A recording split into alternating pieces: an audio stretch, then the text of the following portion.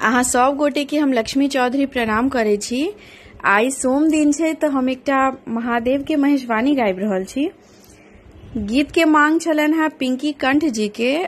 एहि बीच में बहुत रास गीत के मांग भेल है, जेना आनंद मिश्रा जी के सगुन के गीत के मांग छलन है। क्षमा चाहे छी, कनी विलम्ब भ रहल अछि, लेकिन हम जल्द से जल्द अपलोड क देब। धन्यवाद। आजो नाथ एक व्रत महासुख लागत है।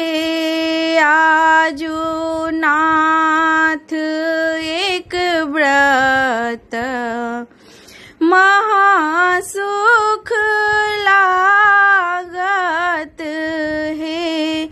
आहे तोहे शिव धरु नाट भेष की डमरू बजाबा है।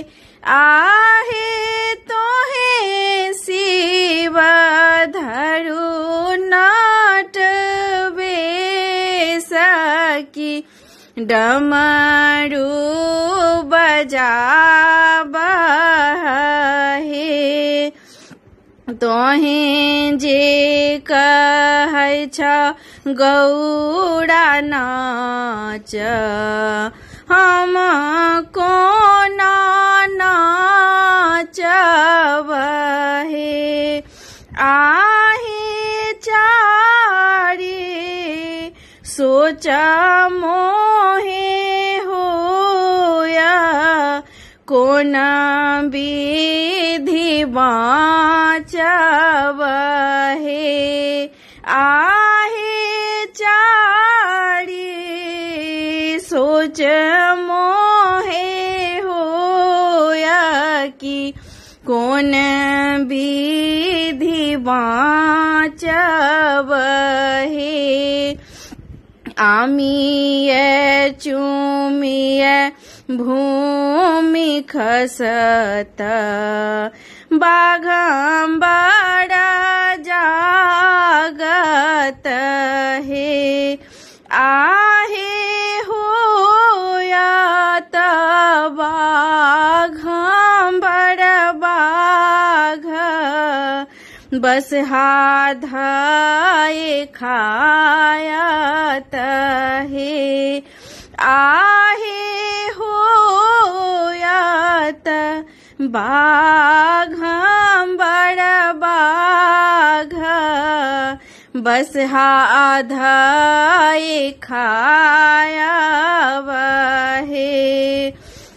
सिर सौ ससुरत सांप दहो दिस धायत है।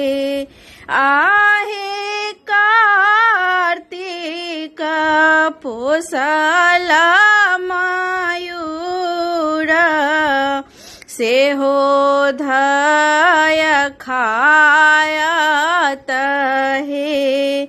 आहे कार्तिक पोसल मयूर से हो धय खायत है। जटा सो छिलकती गंगा भूमि भरी पाटत है। आहे होयत सहस्त्र मुख धार समेट लोने जायत है। आहे होयत सहस्त्र मुख धार समेट लोने जायत है।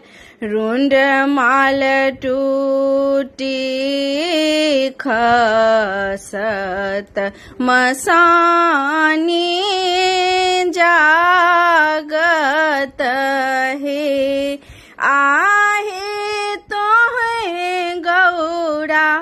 जेवा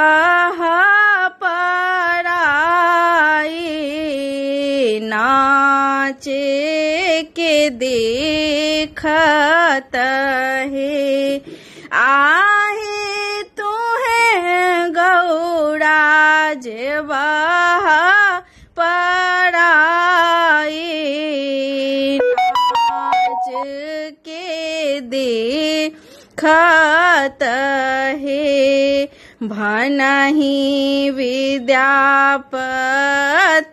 गाओल गाबी का सुनाओल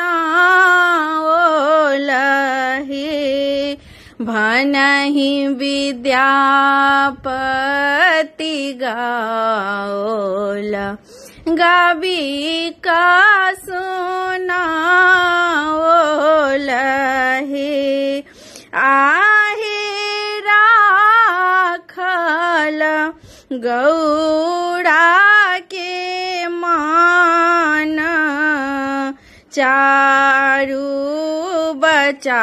बचाओल हे आहे राखल गौड़ा के मान चारु बचाओ